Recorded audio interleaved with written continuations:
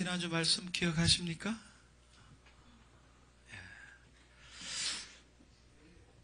회복의 출발점은 하나님께 돌아가는 것이다. 그렇게 말씀을 드렸습니다. 그죠? 회복의 출발점은 하나님께 돌아가는 것이다. 지금 당장 아직 구체적인 답이 주어지지 않았다 할지라도 하나님께 돌아가는 것이 우리 인생에 회복되는 첫 단추고 첫 출발점입니다. 하나님께 돌아가는 그곳에 인생의 답이 있고 문제의 답이 있습니다. 할렐루야. 예. 나오미를 보십시오. 흉년을 피해서 모압으로 갔습니다. 모압으로 가면 뭔가 잘 될 줄 알았습니다. 그런데 10년 만에 남편도 죽고 두 아들도 죽었습니다. 인생이 완전히 주저앉았습니다. 연거푸 인생의 불행이 찾아왔습니다. 쫄딱 망했습니다. 그냥 인간적으로는 도저히 일어설 수 없는 그런 상황입니다. 그런데 고향 땅 베들레헴에서 아주 희한한 소식이 들려왔습니다. 하나님께서 이스라엘 백성에게, 고향 땅 백성에게 양식을 주셨다. 베들레헴에 이제 더 이상 흉년이 없다, 지나갔다, 이런 소식을 접했습니다. 그래서 그 소식을 접하고 나오미가 결심했습니다. 자존심 다 내려놓고 베들레헴으로 돌아가야 되겠다, 하나님의 품으로 돌아가야 되겠다, 이런 결심하에 일어섰습니다. 베들레헴으로 출발했습니다. 결국은 베들레헴으로 돌아왔죠. 우리가 나중 이야기를 보면 하나님의 품으로 돌아온 이 나오미를 하나님께서 어떻게 하셨어요? 지금 당장은 우리가 모릅니다. 지금 당장은 나오미도 몰라요. 그러나 우리는 룻기의 결말을 알고 있어요. 어떻게 끝나는지 알고 있어요.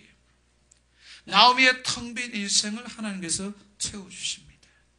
완전히 주저앉아 무너진 나오미의 인생을 하나님께서 일으켜 세워주십니다. 불행으로 계속 끝날 것 같은 그 인생이 하나님께서 행복한 인생으로, 해피엔딩으로 끝나게끔 축복하십니다.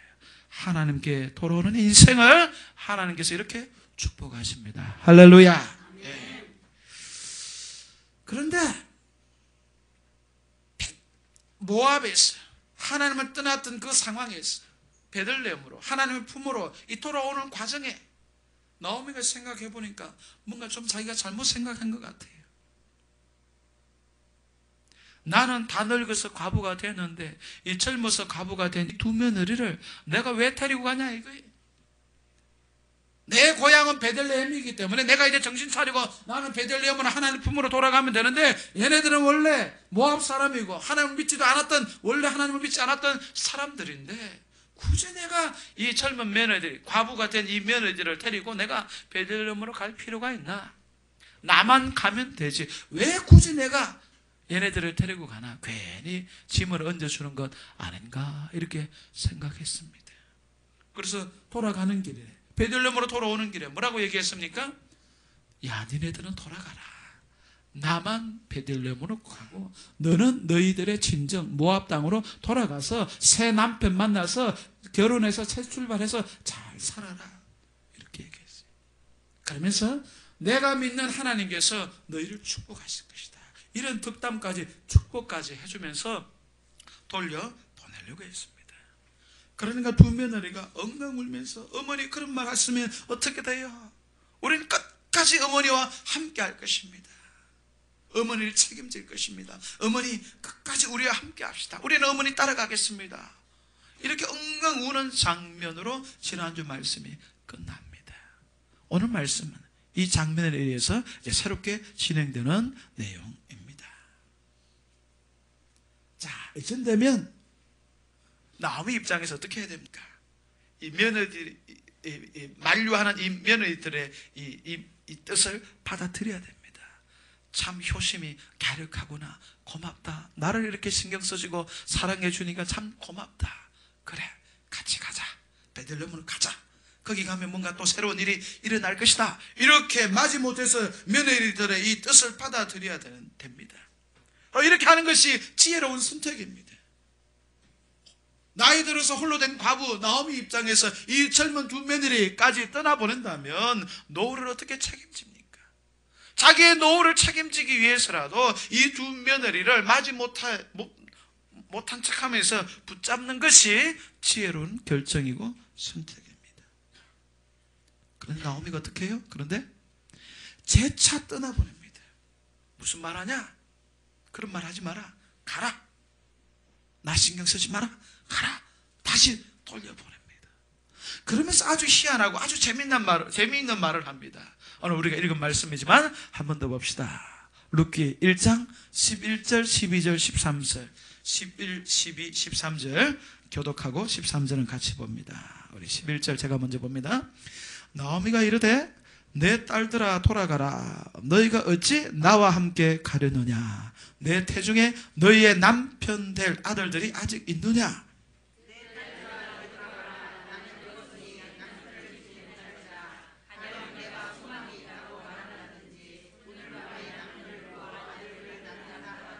같이 봅니다.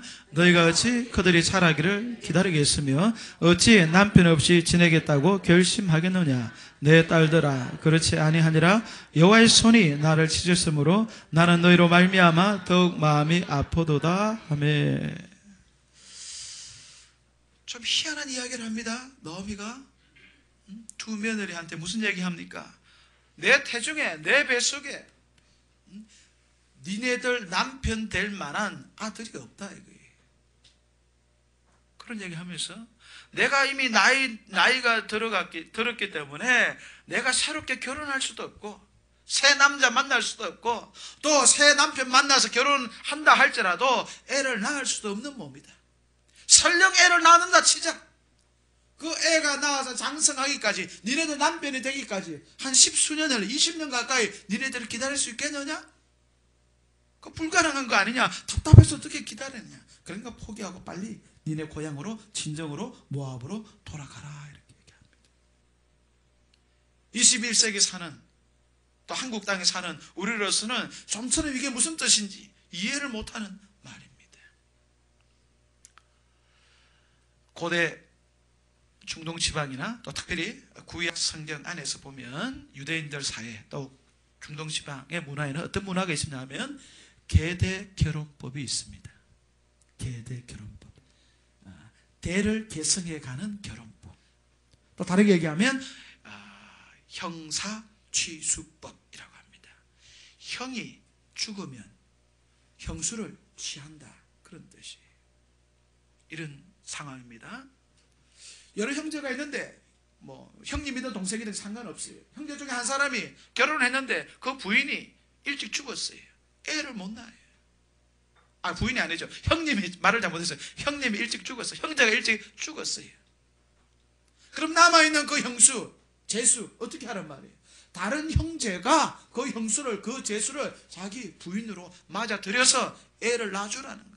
애를 낳아서 자식을 낳아서 그 자식을 죽은 형제의 대를 이어가게끔 하라는 거예요. 이런 문화가, 이런 제도가 구약시대에 있었고 고대 중동 지방의 문화에 있었습니다. 이것에 근거해서 지금 나오미가 이런 얘기하는 거예요. 똑같지는 않지만 약간 비슷한 거 우리나라도 있죠. 뭡니까? 양자제도, 입양제도가 옛날부터 있었죠. 형님이 애를 못 낳고 있어요. 근데 동생 집에는 아들이 많아요. 그럼 보통 우리가 어떻게 합니까? 동생 집에 여러 아들 중에 하나 뚝 떼가지고 형님 집에 줍니다. 호적 파가지고 너는 이제 형님 집에 가라. 호적만 파는 것이 아니라 진짜 가죠. 진짜 가서 그 집 형님의 아들처럼 살죠. 결국은 그 집 형의 아들이 되는 것이죠. 마치 이와 같습니다. 똑같지는 않지만. 그래서 나오미가 니네들 젊은 시절에 두 아들이 죽어서 내 두 아들이 죽어서 과부가 되었는데 다른 집 보내기보다는 우리 집에서 같이 어울려서 살기 위해서는 새롭게 결혼해야 되겠는데 내 뱃속에 내 몸속에 니네들 남편 삼을 만한 아들이 없다. 그런 얘기예요. 그렇게라도 만약에 막 우여곡절 끝에 막 집요하게 노력해서 이 가족 관계를 유지하고 같이 살리며 살 수도 있겠지만 그것은 불가능하다 이거예요. 그러니까 단념하고 새 출발하라 이거예요. 그런 얘기를 하고 있습니다. 그러면서 나오미가 참 마음 아픈 얘기를 해요. 어떤 얘기를 합니까? 제일 마지막에 여호와의 손이, 하나님의 손이 나를 치셨기 때문에 내가 이렇게 벌을 받.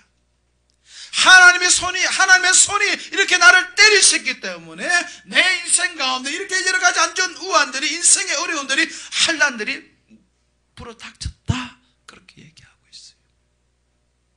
그러니까 너희를 생각하니까 내 마음이 더 아프다는 거예요. 나오미는 이렇게 생각해요. 자기 인생에 연거 불어닥치는 이 인생의 불행을 나오미가 어떻게 해석합니까? 이게 정확한 해석이라 할 수는 없지만 그 판단은 제가 보류하겠지만 하여간 나오미가 어떻게 해석합니까? 하나님의 손이 나를 때렸다. 내가 뭔가 하나님 앞에 섭섭하게 짓을 하고 잘못된 짓을 하고 죄 지으니까 하나님 뜻대로 살지 못하니까 하나님께서 나를 이렇게 벌을 내리셨다. 그래서 내 마음이 아픈데 너희를 생각하니까 내 마음이 더 아프다 이거예요. 내가 하나님 앞에 똑바로 살았으면 우리 집안에 이런 어려움이 생기지 않고 이런 환난이, 이런 안 좋은 일이 생기지 않고 얘네들도 행복하게 살았을 텐데 내 잘못으로 하나님께서 나를 때리시고 우리 집안에 이런 어려움을 하나님께서 초래하게끔 하신 것 같다. 그래서 너희들 생각하니까 내 마음이 너무 아프다. 불행해진 것 자체도 마음이 아프지만 그 불행이 나로 인해서 사초된 것 같아가지고 참 내 마음이 니네들을 볼 때마다 아프다. 그러니까 돌아가라. 그런 얘기를 합니다. 이런 얘기까지 하니까 두 며느리 중에서 한 며느리의 마음이 흔들립니다. 누굽니까? 오르바라는 며느리가 있고 루시라는 며느리가 있는데 자기 시어머니 나오미가 이렇게까지 끈질기게 설득하면서 돌아가라 이렇게 얘기하니까 두 며느리 중에서 한 며느리, 오르바의 며느리 마음이 흔들립니다. 그래서 다 또다시 엉엉 울며 어머니 우리는 떠나지 않겠습니다 이렇게 하는데 한 며느리는 끝까지 남겠다 하고 오르바는 울면서 이제 어머니 그러면 어쩔 수 없네요. 어머니 부디 몸 건강하게 잘 사십시오. 저는 어머님 말씀대로 어머니 분부대로 저는 제 고향 모압으로 다시 돌아가겠습니다 하면서 또다시 엉엉 우는 장면이 다시 연출됩니다. 그러니까 또 나오미가 뭐라고 얘기합니까? 자 봐라, 니네 동서 오르바는 이제 고향으로 갔다, 모압으로 갔다. 남아있는 룻을 향해서 또 얘기합니다. 너 마저 네 동서를 따라 너의 고향으로 친정으로 모압으로 떠나가라. 괜히 나 따라오면 베들레헴으로 가면 고생한다. 그러니까 돌아가라. 또다시 이렇게 개차 3차 나오미가 룻을 설득합니다. 그러니까 룻이 뭐라고 얘기합니까? 어머니 그런 말씀하지 마세요. 저는 끝까지 아무리 어머니가 나를 설득하더라도 저는 끝까지 죽기까지 어머니와 함께하고 어머님을 따라가겠습니다. 이렇게까지 얘기하니까 나오미가 포기하고 자 그러면 너랑 나랑 같이 베들레헴으로 가자. 이게 오늘 말씀의 스토리입니다. 자 그러면 하나님께서 오늘 말씀을 통해서 우리에게 주시는 교훈이 뭘까요? 하나님께서 오늘 말씀을 통해서 우리에게 주시는 교훈이 뭘까요? 나오미의 두 며느리 중에서 오르바와 같은 사람이 되지 말고 우리에게 야 너는 룻과 같은 며느리가 되라. 이것이 오늘 말씀의 교훈일까요? 오르바와 같이 뭔가 효심이 부족한 사람이 되지 말고 룻처럼 효심이 지극한 그런 며느리, 그런 사람, 그런 성도가 되라는 뜻일까요? 두 사람 중에 우리가 닮아야 될 모범은 모델을 찾으라고 하면 두 사람 중에 양자택일을 하라고 하면 우리는 분명히 룻을 선택해야 될 겁니다. 룻과 같은 사람이 되어야 되겠구나 선택해야 될 거예요. 그러나 만약에 우리가 룻과 같은 사람이 되어야 되겠다, 룻이 참 본보기가 된다 이렇게 생각했을 때 기준이 뭐예요? 이유가 뭡니까? 왜 오르바와 같은 사람이 되어서는 안 되고 룻과 같은 사람이 되어야 됩니까? 우리가 이런 선택을 하고 이런 결정을 내릴 때 우리 마음속에 있는 기준이 뭡니까? 대부분의 사람들은 효심입니다. 효심. 오르바 며느리 오르바의 효심은 부족하고 룻의 효심은 참 지극정성이었다. 그렇기 때문에 룻의 이 효심을 우리가 본받아야 되겠다. 그런 차원에서 룻은 참 좋은 사람이고 오르바는 참 좀 안 좋은 사람입니다. 이렇게 우리가 평가하기 쉽습니다. 오르바는 불효한 사람, 룻은 효를 다하는 사람 이렇게 생각합니다. 그러나 과연 그럴까요? 성경이 진짜 그렇게 말하고 있습니까?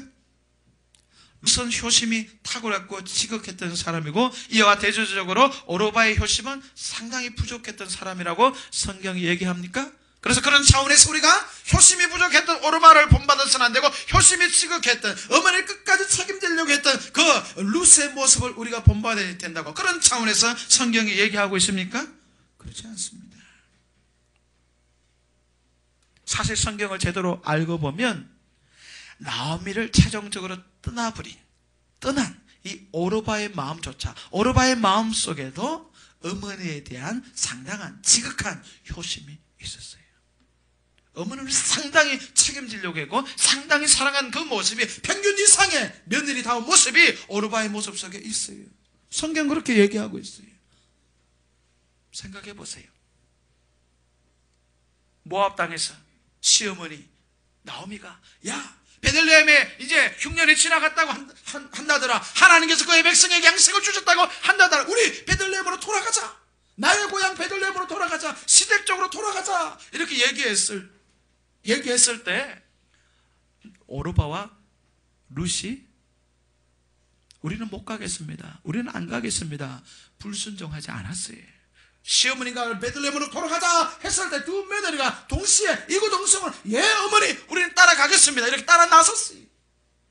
또 베들레헴으로 가는 중에 시어머니 마음이 좀 바뀌어가지고 아니다 니네는 돌아가라 이렇게 했을 때 이 두 사람이 오르바 역시 어머니 나 안 돌아가겠습니다 이렇게 얘기했어요.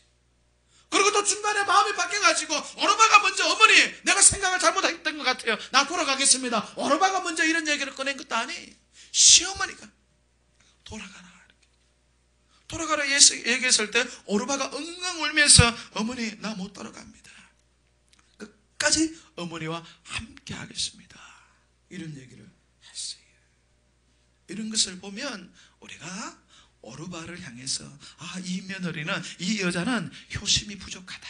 어머니에 대한 사랑과 책임의식이 상당히 부족하고 자기 앞가림만 노력하는 그런 사람이다. 이렇게 저평가해서는 안 돼요. 비난하거나 욕을 해서는 안 돼요.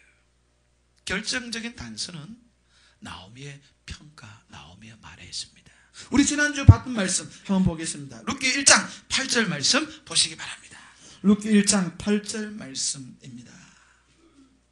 룻기 1장 8절 말씀 같이 읽습니다. 시작. 나오미가 두 며느리에게 이르되 너희는 각기 너희 어머니의 집으로 돌아가라. 너희가 죽은 자들과 나를 선대한 것 같이 여호와께서 너희를 선대하시기를 원하며.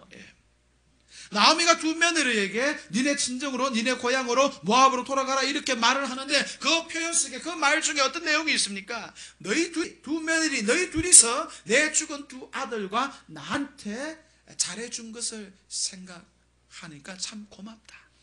그걸 생각하면서 나도 나의 하나님이 너희를 축복하기를 원한다 이렇게 얘기하는데 나오미가 뭐라고 얘기합니까? 이 두 며느리가 오르바 룻이 자기 죽은 두 아들과 자기 자신 시어머니 자기 자신한테 지극정성으로 돌봤다라고 이렇게 인정해주고 있습니다. 뭐라고 얘기합니까? 선대했다. 이렇게. 선대. 이 단어는 헤세드라는 단어입니다. 헤세드. 지극정성으로 사랑하고 돌보는 것, 그 사랑, 그것을 헤세드라고 얘기합니다. 구약 성경에서는 주로 인애라고 번역합니다. 하나님께서 자기 백성을 지극정성으로 사랑하시고 돌보시고 책임지시고 지키시는 그 사랑은 구약 성경은 주로 인애, 헤세드라고 하는데 이 헤세드의 사랑을 누가 보여줬다는 거예요? 나오미의 두 며느리 룻과 오르바가 이미 진작부터 보여줬다는 거예요. 그 사랑, 그 헤세드의 사랑을 생각할 때 고맙다는 거예요. 이런 나오미의 평가를 생각했을 때 결코 오르바는 못된 여자가 아니에요. 못된 며느리가 아니에요. 뭔가 효심이 부족했던 그런 며느리가 아닙니다. 평균 이상의 며느리, 착한 며느리, 좋은 며느리, 훌륭한 며느리였어요. 물론 최상의 며느리 아니었지. 끝까지 어머니 곁을 지키고 끝까지 따라왔으면 더 좋았겠죠. 그러나 고향으로 돌아갔다고 했어요. 모압으로 돌아갔다고 해서 오르바에게는 효심이 부족하다. 시어머니를 제대로 끝까지 책임지지 못했다. 사랑이 부족했다. 우리가 비난할 수 없어요. 오르바만큼이나 했던 건 했으면 잘한 거예요.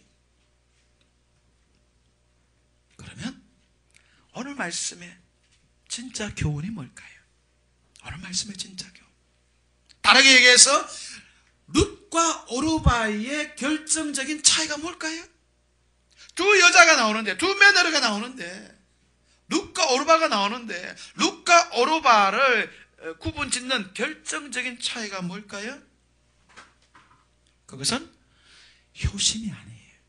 어머님에 대한 사랑이 아니에요. 어머니에 대한, 시어머니에 대한 책임의식, 책임감, 연민, 이게 아니에요. 두 사람 나에게 모두가 다 있었어요. 룻에게는 아주 많았고 오르바도 상당히 있었어요. 그래서 이것 때문에 룻은 참 좋은 사람이고 오르바는 나쁜 사람이다, 이게 아니에요. 오늘 말씀 우리에게 두 사람을 나누는, 두 사람을 구분짓는 결정적인 차이가 뭐냐, 결정적인 이유가 뭐냐, 근거가 뭐냐 했을 때 그것은 바로 믿음입니다. 룻에게는 어떤 마음이 있었냐 하면 하나님을 선택하는 믿음이 있었어요. 룻은 어머니의 고향 베들레헴으로 돌아가는 믿음이 있었고, 어머니를 선택하는, 어머님의 가족, 유대인들을 선택하는, 하나님의 백성을 선택하는 이런 믿음이 있었어요. 대신에 오르바에게는 하나님을 선택하는 믿음이 없었고 자기 종족들이 섬기는 그 우상을 선택하는 그런 관습에 여전히 서져 있었어요. 오르바에게는 자기 나오미를 선택하는 믿음이 아니라 자기 친족을 선택하는 믿음이 있었고, 베들레헴이 아니라 하나님의 약속의 땅 베들레헴이 아니라 이방인의 땅, 우상의 도시 모압을 선택하는 그런 무지, 어리석음이 있었던 것입니다. 그래서 오늘 말씀은 우리에게 결정적으로 이걸 얘기합니다. 우리에게, 당신에게는 믿음이 있습니까? 세상의 신이 아니라 하나님을 선택하는 믿음이 있습니까? 세상 한복판이 아니라 하나님의 은혜의 장소, 약속의 장소 베들레헴을 선택하는 믿음이 있습니까? 세상의 향락의 동무들이 아니라 하나님의 백성들, 하나님의 성도들을 선택하는 그런 믿음이 있습니까? 이렇게 묻고 있어요. 오늘 말씀 보시기 바랍니다. 룻기 1장 16절 17절 말씀입니다. 룻기 1장 16절 17절 말씀 우리 같이 읽습니다. 시작. 룻이 이르되 내게 돌아가라, 강건하지 마옵소서. 어머니께서 가시는 곳에 나도 가고 어머니께서 머무시는 곳에서 나도 머물겠나이다. 어머니의 백성이 나의 백성이 되고 어머니의 하나님이 나의 하나님이 되시리니 어머니께서 죽으시는 곳에서 나도 죽어 거기 묻힐 것이라. 만일 내가 죽는 일 외에 어머니를 떠나면 여호와께서 내게 벌을 내리시고 더 내리시기를 원하나이다 하는지라. 룻의 마음속에 무엇이 있는지 아주 결정적으로 보여주고 있습니다. 어머니가 가시는 곳에 나도 가고 어머니가 머무는 곳에 나도 머물고 어머니가 죽는 곳에 나도 죽겠습니다. 어머님의 백성이 나의 백성이 되고 어머님의 하나님이 나의 백성이 됩니다. 나에게 이런 믿음이 있습니다. 이런 확신이 있습니다. 그래서 내가 어머님을 따라가겠습니다. 그러니까 나 돌려보내지 마십시오, 이렇게 얘기합니다. 여기서 우리가 주목할 것은 이것입니다. 다른 말도 중요하지만 어머니의 백성이 나의 백성이고 어머니의 하나님이 나의 하나님입니다. 이거 어디서 들어본 말씀 같지 않아요? 들어본 표현 같지 않아요?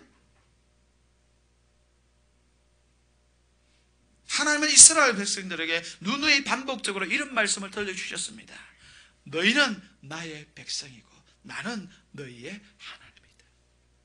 너희는 나의 백성이고 나는 너희의 하나님이다. 고로 나는 너희를 전적으로 책임지마. 또 너희는 나만 전적으로 사랑하고 예배해라.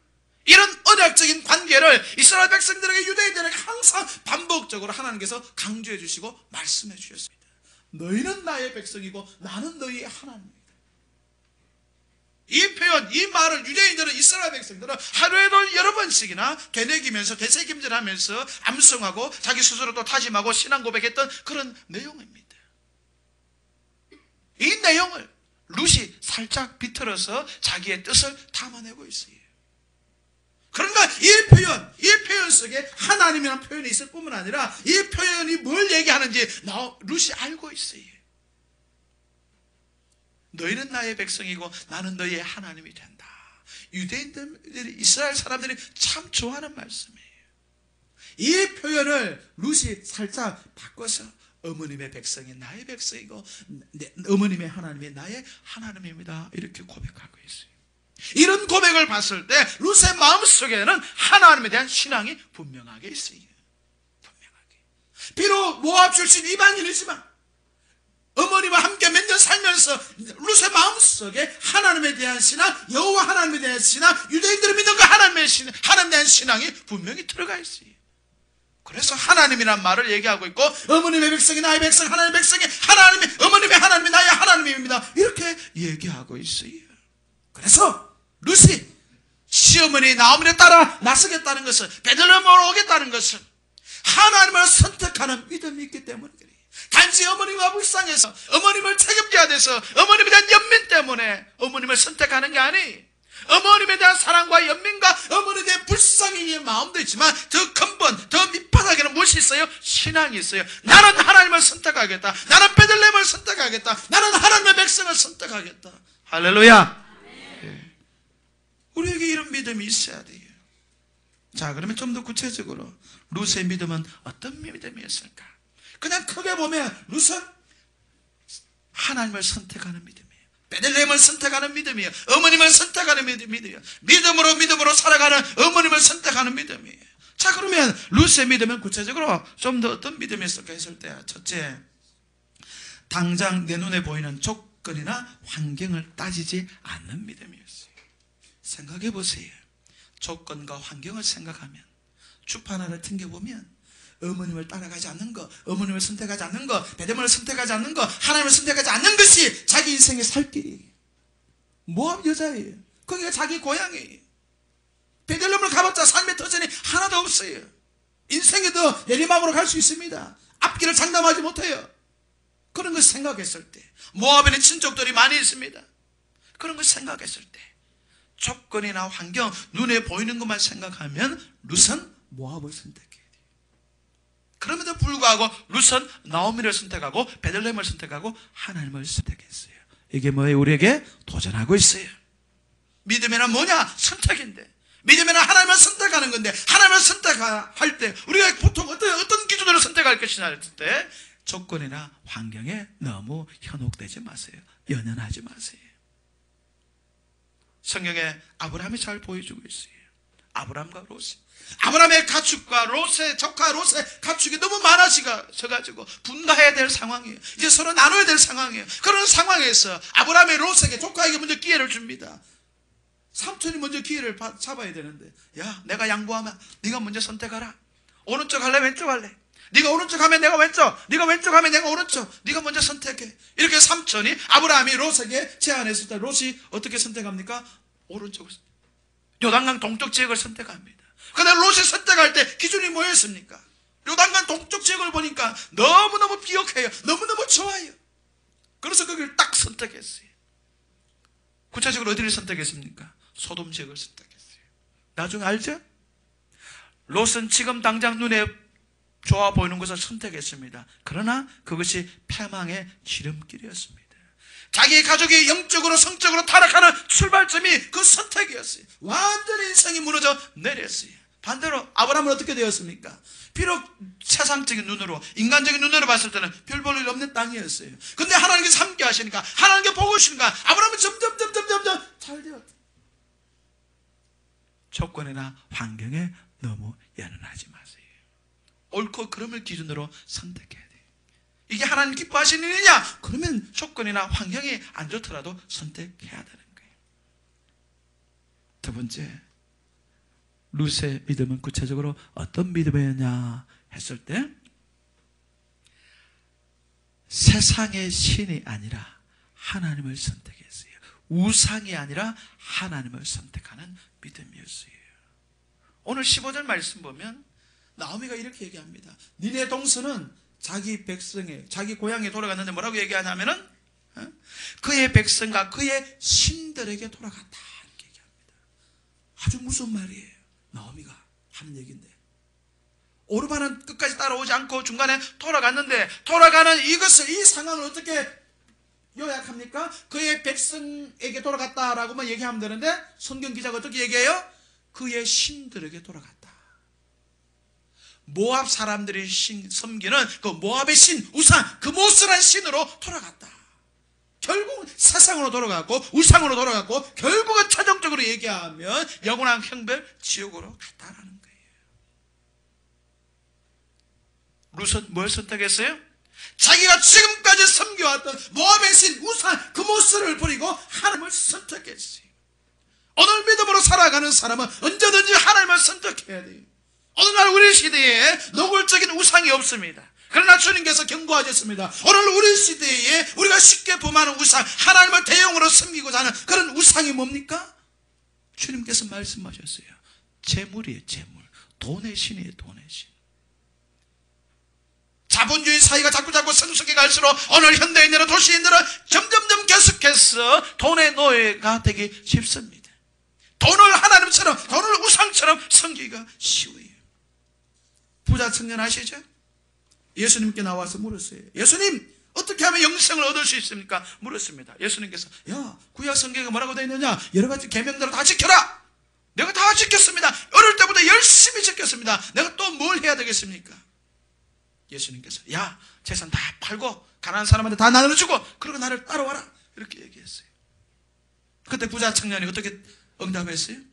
재물이 너무 많아가지고 그게 아까워가지고 예수님의 지시대로 순종하지 못하고 그냥 근심하며 돌아갔어요. 이 부자 청년은 영생을 그토록 원했던 사람입니다. 영원한 생명 구원의 문제를 그토록 해결하고 싶었던 사람이에요. 그래서 그 문제를 가지고 주님 앞에 나왔어요.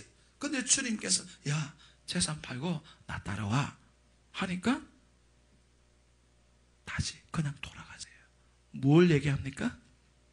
이 사람에게 신은 영생이 아니고 재물이에요. 물론 둘 다를 우리가 누리고 살 때도 있어요. 재물도 좋고 영생도 없고 그렇게 살아갈 때도 있어요. 근데 결정적인 순간에 하나님께서 야 재물보다는 하나님을 선택해라. 양자택일해라. 하나님의 그런 사인이 올 때가 있어요. 그러면 어떻게 우리가 과감하게 나는 재물보다 하나님을 선택하겠습니다. 이런 선택을 해야 되는 거예요. 좀 더 돈을 많이 벌기보다는 내가 하나님 앞에서 의미 있는 뜻 있는 일을 해야 되겠다. 이런 결정을 해야 되는 거예요. 우리가 돈 없이 못 살아가죠. 그러나 하나님께서 그것을 포기하라는 것이 아니라 지금 이 시간, 지금 이 상황 네가 좀 더 돈을 벌기보다는 주님을 위해서 의롭고 거룩하고 선한 일을 좀 해야 되지 않겠느냐. 그런 마음의 충동과 도전이 왔습니다. 예 하나님 나는 내 마음에 신은 재물이 아닙니다. 하나님이 나의 진짜 신입니다. 이런 결정을 할 수 있어야 돼요. 마지막에는 룻의 믿음은 어떤 믿음이었냐 하면 아무도 믿지 않는 그런 상황 속에서 혼자였지만 단호하게 하나님을 선택했어요. 왜 그렇습니까? 이방인이에요. 모압 출신 사람이에요. 아무도 예수님, 아무도 하나님을 안 믿는 그런 상황이에요.